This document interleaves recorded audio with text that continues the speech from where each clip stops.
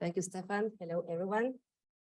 Well, before I start talking about what we did in Argentina, please let me tell you something or a little bit about my country. Argentina is a large country in the southern of South America. It's almost known because it's beautiful and stunning landscape. For example, we have in the northeast the rainfalls of Iguazu. In the southeast, we can find Puerto Madryn and Peninsula de Valdés, where there is a lot of animal variety, such as whales, seals, and penguins. In the deep south, we have Ushuaia, that is known as the end of the world. And in the west, we have the Andes Mountains, that also from the north to the south, it changes its landscape. In the north, it has more desert, such as the Moon Valley in San Juan or the Salinas in Salta. In the middle, we have Mendoza and the Cuyo region with its beautiful vineyards. And if you go there, you can taste a couple of Malbec wine. And in the south, we have the glacier parks with the Perito Moreno and Bariloche, the famous ski center. But also you can know, because our famous figures, people that is known all over the world, such as the football players as Maradona or Messi, some political figures such as Ernesto Che Guevara, the revolutionary man, or even Evita Duarte de Perón, the first women that took political actions in our country, and now the Pope, Francisca. I live in Buenos Aires, that also has its own attraction, that is tango. Tango can be sung as Carlos Gardel did, or can be played or composed as Astor Piazzolla did, and also it can be danced. In the middle of the city, there is the place where I work. There is the School of Medicine of the University of Buenos Aires, where I teach, where we have almost around 10 careers, between careers and leisures, where we have, until the last year ends, most of 41,000 students that they came from all Latin America and some from Germany, Oslo, and Italy.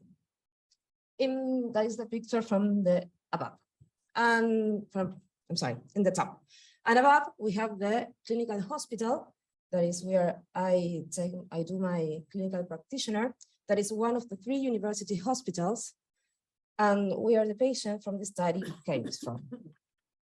So, for this study, we decided to focus on patients with anxiety disorder because it has a global prevalence of 3.6%. It has been ranked 6th cause of disability, and of course, it has a negative impact in life, in studies outcomes, in economic situation, in relationships, and in social functioning. I think that the relevance of this study is that it's the first dialogue class that is testing in remotely form and with patients with anxiety disorder. The structure of the study is almost the same that all you have already heard.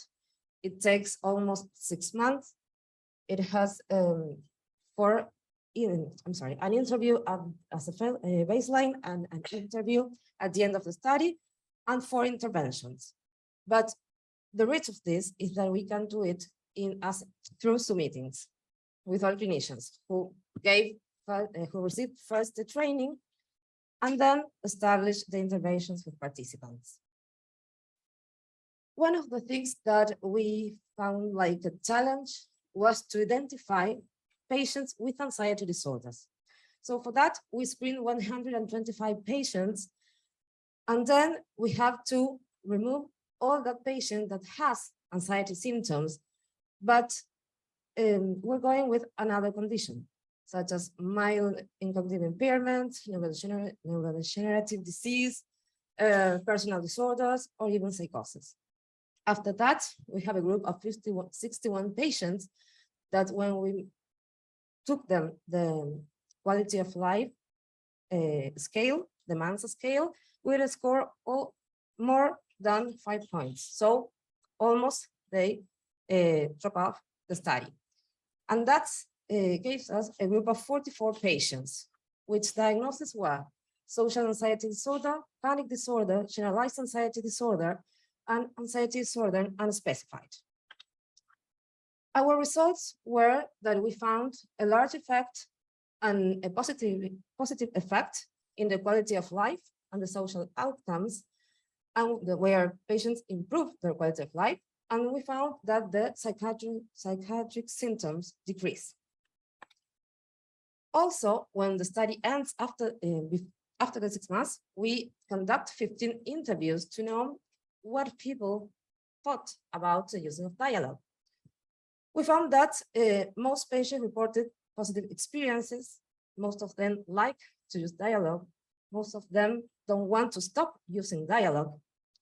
Some of them make positive changes in her life. In this case, we have the case that a woman that suffer from panic disorder, she has had divorce 10 years ago, but she couldn't separately physically from his husband. She needs that his husband stay at home so she can manage her fears. After using dialogue, she can pick up her husband from her home. So she was really very happy.